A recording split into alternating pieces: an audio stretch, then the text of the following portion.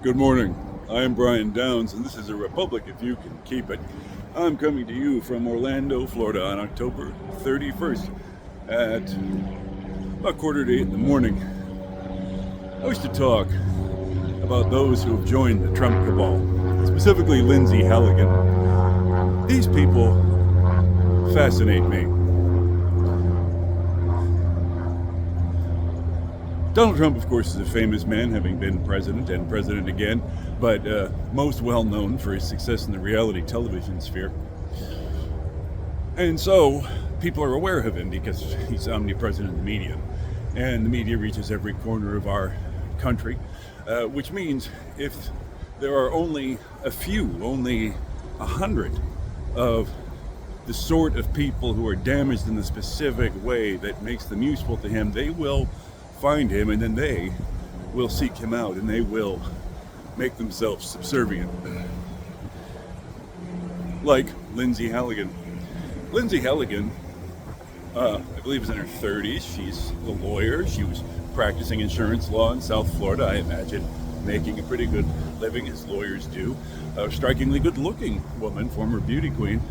Lindsay Halligan could have married some doctor, some lawyer, some executive in South Florida and settled down to $500,000 a year between them in a big house outside of Miami. But she didn't do that. Instead, she sought and was granted a position in the Trump cabal.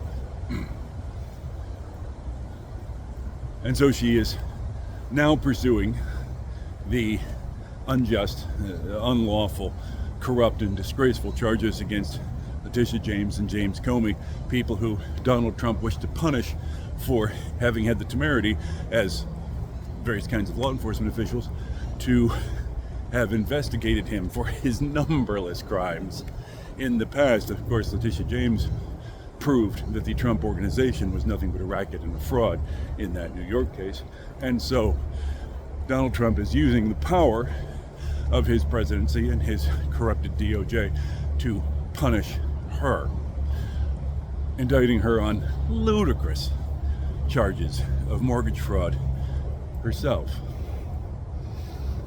regarding a small house that James bought in Virginia and has used largely to shelter a grandniece of hers, a woman who needed a place to stay and whom James wished to help, being a family member. So, Lindsay Halligan gives up a comfortable and successful life in South Florida to join Camp Run Amok and do the bidding of the would-be tyrant Trump.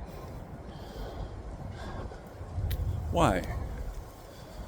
Now, Halligan, of course, is totally unqualified. She's made an absolute fool out of herself, pursuing the ridiculous charges.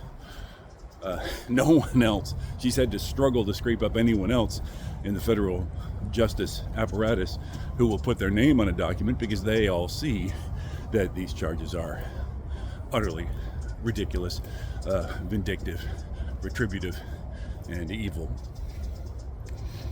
But Lindsay Halligan is doing it because she wants to do what Trump tells her to do. What does she think she's getting? As she could be breaking it in as a lawyer in South Florida, working for insurance companies, living a quiet and very comfortable life. No, she decides she prefers being Trump's retarded attack dog. Other people obviously have joined the administration. The second administration, Pete Hegseth leaps to mind. Carolyn Levitt. These people who, thankfully, are few in number, again, because of Trump's omnipresent media profile. The sickest and the worst of us can find him and ask for jobs, but they are few in number. These people could have done something else. Pete Hegseth had a comfortable position as a talking head on Fox News. No, instead they choose this, which will lead inevitably to catastrophe. Look at other people from earlier in Trump's life. Look at the wives. Look at the children. look at Rudy Giuliani and Sidney Powell and Michael Cohen and any number of other people who thought, oh, I will do well, I will advance myself, I will either do the right thing or the profitable thing by doing what I'm told. And those people's lives are devastated. How many of them in prison? Careers ruined, reputations shattered. Anthony Scaramucci, there's another name.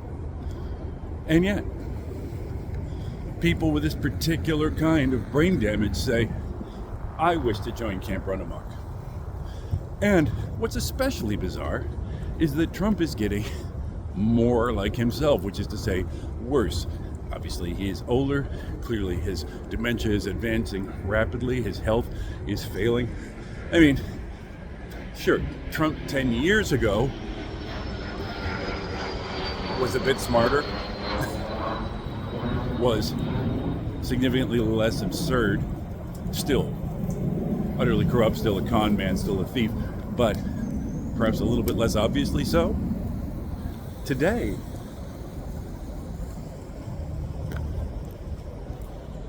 and I believe the reason this happens is a dark fact of human nature, that humans are, in our hearts, we are totalitarians.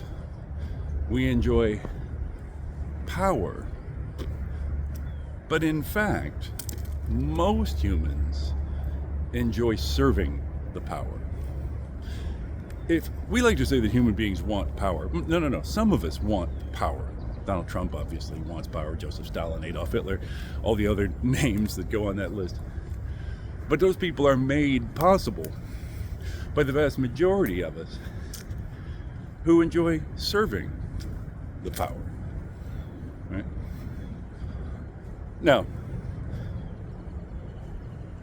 and when you take that to an extreme, you wind up with people like Lindsay Halligan, you wind up with people like Pete Hegseth, you wind up with people like Rudy Giuliani and Joseph Goebbels. And this is difficult, I understand, because of course most people serve the power. You know, you work for the company, or you work in Parks and Rec for your county, and you're in service to a power. But you have to keep your eyes open. You have to think twice about the power and what it does. You can't just be drunk on its teat and say, I serve the power, and this is what makes me good. Because then you wind up being Martin Bormann or Lindsay Halligan.